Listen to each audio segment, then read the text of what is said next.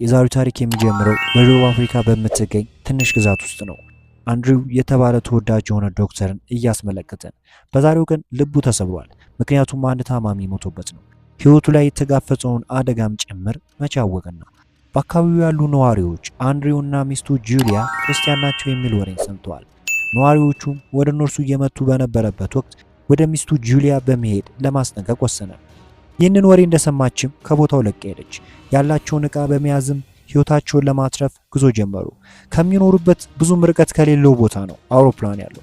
ፓይለቱ ብሩም እንኳን አውሮፕላኑ በቦታው ፍቃድ ለማግኘት እጅግ ተቸግሮ ነበር። በአካባቢው ያሉ ነዋሪዎች አስቸጋሪ ናቸው። ከጊዜያት በኋላም ጁሊያና አንድሪው ከቦታው ደረሱ። ፊታቸው ላይም የፍርሃት ስሜት ይነበብ ነበር። ይህንን የተመለከተው ብሩን አጋጣሚውን ለመጠቀም ወሰነ። ከታሪፍ እጥፍ የሚከፍሉ ከሆነ ብቻ ነው የምወስዳቸው አላቸው። ሁኔታውን አንድሪው ስለተረዳ ተስማማ። በአውሮፕላን ውስጥ 8 ሰዎች አሉ። አንድሪው፣ ጁሊያ እና ተጨማሪ 6 ሰዎች። በቃ ከሞት አመለጥን የሚል ተስፋ በውስጣቸው አለ። ሁሉም ደህንነታችን ተጠብቋል የሚል እምነት በውስጣቸው ነበረ። አንድሪው በመስኮቱ እየተመለከተ ስለ ቤተሰቡ ያስብ ነበር። ድንገት ግን ያላሰቡት ነገር ተፈጠረ። እጅግ ጥቁር የሆነ ደመና ተመለከቱ። ከፍተኛ ንፋስም ፕሌኑን ያንቀጠቅጠው ጀመር። ብሩም ሁሉንም ለማረጋጋት ይህ ኖርማል ነው ይላቸዋል። ነገር ግን በደቂቃ ውስጥ አንዱ ሞተር ይቆማል፣ ሌላኛውም ችግር ውስጥ እንደሆነ አወቀ። ፕሌኑ ከቁጥጥር ውጭ መሆን ጀመረ። ሁሉም ድንጋጤ የተሰማቸው፣ ሁሉም ነገሩን ባልተረዱበት ሁኔታ ፕሌኑ ባረን በተሰኘ በረሃ ውስጥ ተከሰከሰ። ከመሬት ላይ ራሳቸውን ሲያገኙት ሁኔታው ምን ያህል አደገኛ እንደነበር ተረዱ። ማብቂያ በሌለው አሸዋ ተከበዋል። ከርቀት የአራዊቶች ድምፅ ይሰማል። ማክስ የተባለው ወጣት ሚስቱ በአደጋው በሞቷ ምክንያት ይጮህ ነበረ። ጁሊያ ብትተርፍም እግሯ ተሰብሯል። ፓይለቱ ብሩምም አደጋ ደርሶበታል። ሌላ የሚታደጋቸው ፕሌን እስኪመጣ 2 ሳምንት መጠበቅ አለባቸው። እስከዛ ግን ሁኔታውን መዋጋት ግድ ነው። ረሃብ፣ ጥማትና ፍራቻን ጭምር። ከተሳፋሪዎች ውስጥ አንዱ የሆነው ቶንግ ብሩምን ይህ ያንተ ጥፋት ነው አለው። ችግር ገጥሞት እንኳን ማብረህን መቀጠልን ጥፋት አጥፍተሃል አለው። ብሩም ገፍትሮት አሁን የምንጣላበት ጊዜ አይደለም፣ በደቡብ አፍሪካ አደገኛ በሆነው ቦታ ላይ ወጥመድ ውስጥ ገብተናል አለው። ከዚህ ቦታ በጊዜ ካላመለጥን የአንበሳ ራት መሆናችን አይቀርም አሉ። ቶንግ በመቀጠልም በካርታው ላይ በቅርብ አካባቢ ጎሳዎች አሉ፣ ምናልባትም ሊረዱን ይችላሉ አለ። ሁሉም ተስማሙ። ትንሽ ተስፋ አገኙ። ሆኖም አንድሪው ሚስቱን ጥሎ መሄድ አልፈለገም ነበር።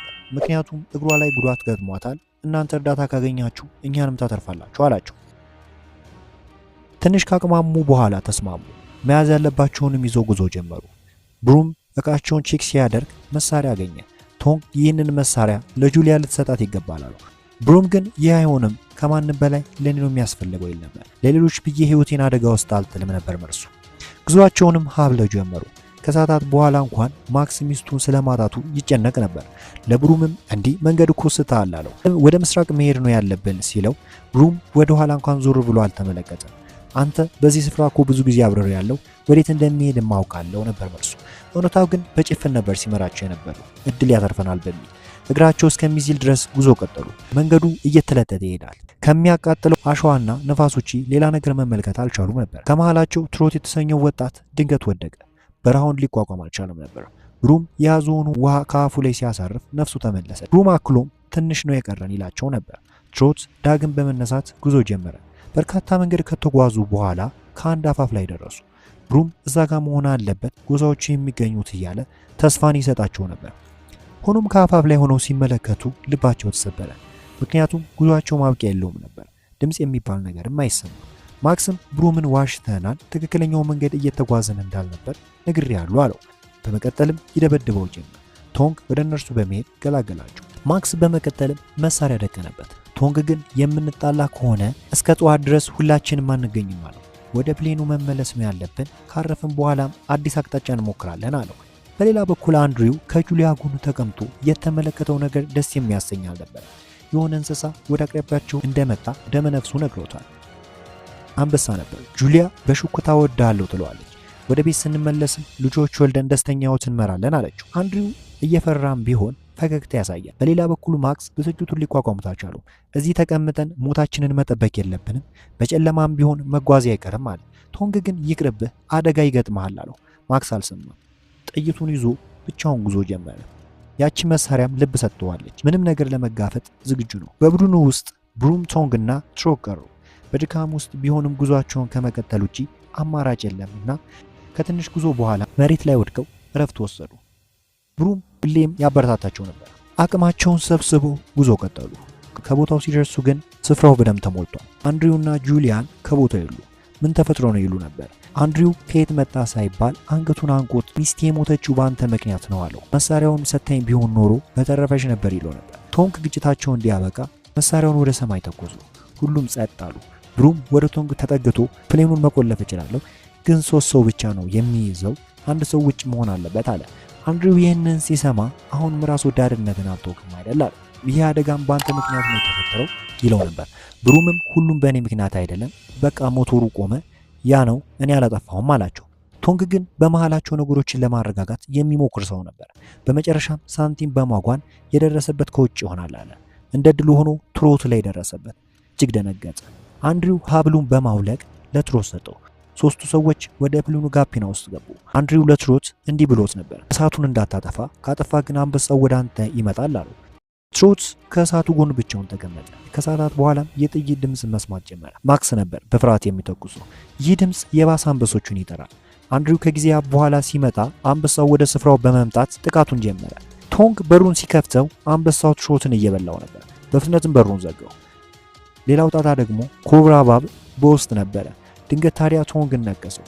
ብሩም በፍጥነት ከመመረዙ በፊት እግሩን ቆረጠለት። እጅግ ረጅምና አስፈሪ ከሆነ ምሽት በኋላ የመጀመሪያ ብርሃን ፈነጠቀ። አንድሪው በነጋታው ከጋቢናው ሲወጣ በስፍራው ሞት ይሸታል። ከአንድ ዛፍ ጎን መደገፍም ተንፈሳል። ብሩምም ወደ እርሱ መጥቶ ከዚህ መሄድ አለብን አለው። አንድሪው ግን መልስ አልሰጠውም ነበር፣ ምክንያቱም በጁሊያ ሞት ልቡ ተሰብሯል። ብሩምና ቶንግ ከስፍራው ማቅናት ጀመሩ። ተስፋቸው በጨለመ ጊዜ ከርቀት መኪና ተመለከቱ። ብሩም እጅግ ተደስቶ አልፈናል ሲል ቀረብ ብሎ ሲመለከት ግን አንድሪው ሲሸሻቸው የነበሩ ሰዎች ናቸው። ጎሳዎቹም ወደ እነርሱ በመምጣት መጮህ ጀመሩ። ቶንግ በቋንቋው ሊያስረዳቸው ቢሞክርም አንድሪው ግን መቆሱን ቀጠለ። የአንድ አንበሳ ሬሳ ሲመለከቱ ደግሞ ንዴታቸው ጨመረ። አንድ ሰውም ወደ አንድሪው መሳሪያ ደቀነበት። ቶንግ ሊያተርፍ የሚችለውን ሁሉ አደረገ። ድንገት ግን አንድ ሰው ቶንግ ላይ ተኮሰበት። አሁን አንድሪውና ብሩም ቀሩ። በዚያ የከፋ በረሃ ጎሳዎቹ ውሃን ከማስቀመስ ውጪ ሊሰጧቸው ፈቃደኛ አይደሉም። ከሰዓታት በኋላ ሰዎቹ ያንቀላፋሉ። ብሩምም ሊያመልጥ ሲል ከሰዎቹ አንዱ ብሩም ላይ መሳሪያውን ደቀነበት። ጥይቱ ግን አላገኘውም ነበር። በመሃላቸውም ጸብ ተነሳ። አንድሪው ጥይቱን ይዞ አንዱን ጭንቅላቱ ላይ ብሎ ገደለው። አንድሪው ግን በልቡ የሰዎችን ሕይወት እታደጋለሁ እንጂ አላጠፋም የሚል ነበረ። ብሩም ግን ማድረግ ያለብህን ነው ያደረግከው አለው። ሌሎች ጎሳዎች ስለሚመቱ ወደፊት መጓዝ ነው ምርጫችን አለው። አንድሪውም ጉዳት ደርሶበታል። ከትንሽ ጉዞ በኋላ መሬት ላይ ወደቀ። ትንሽ ከተጓዘን ከአደጋው ነፃ እንሆናለን አለው። አንድሪውም ራሱን ስለሳተ ተሸክሞት መጓዝ ጀመረ። እንደምንም ብለውም ከቦታው ደረሱ። እይታቸው እየደበዘዘ ሰውነታቸውም እየደከመ መጥቷል። እንደምንም ብሎ ከቦታው ደረሱ። የሚያሳዝነው ነገር ግን አንበሳዎቹም ቡድን ሆነው እየመጡ ነበር። ያለውን አቅም በመጠቀምም ወደ አፋፍ ይዞ ወጣ። በዛን ጊዜ ከርቀት የሆነ ጭስ ተመለከተ። ተስፋ ጭሮበት ነበር። ግን አንበሶቹም ወደ ስፍራው እየተጠጉ መጡ። ለመደበቅ ሙከራ አደረጉ። አውሬዎቹ እያነፈነፉ መጠጋት ጀመሩ። የአንድሪ ሰውነትን እጅግ ተዳክሟል። ብሩም በመቀጠልም ሚስቴ የሞተችው በእኔ ምክንያት ነው፣ የሕፃንም የሞተው መድኃኒቱን በፍጥነት ወደ ቦታው ባለማድረሴ ነው፣ መኖር አይገባኝም የሚል ነበር። አንድሪው ግን በሀሳቡ አልተስማማም። ብሩም ታዲያ ሆን ብሎ አንበሳዎቹ ወደ እርሱ እንዲመጡ አደረገ። ቦታውም በብሩም ጩኸት ተሞላ። አንድሪው ሲነቃ ምንም ነገር ሊመለከት አልቻለም። እንባ ተናነቀው። ትንሽ ከቆየ በኋላም የቁስሉን መቋቋም ስላልቻለ ወደቀ። አራዊቶች ወደ እርሱ ሲጠጉ እንደ ድል ሆኖ ከሞታው መብረቅ አረፉ። ጅቦቹም ከቦታው ሸሽቶ ሄዱ። በሚገርም ሁኔታ ግን በዛ በረሃ ላይ ዝናብ መዝነብ ጀመረ። ከመሬት ተኝቶ በአይምሮ ጁሊያን ያስባት ነበር። በሐሳቡም ነጭ ልብስ ለብሳ ወደ እርሱ መጣች። አንድሪውም ትንሽ በቦታው ቆይ ይላት ነበር። ከትንሽ ጊዜ በኋላም አይኑን ከደነ። በአካባቢው የነበሩት ሰዎች አንድሪውን ወድቆ አገኙት።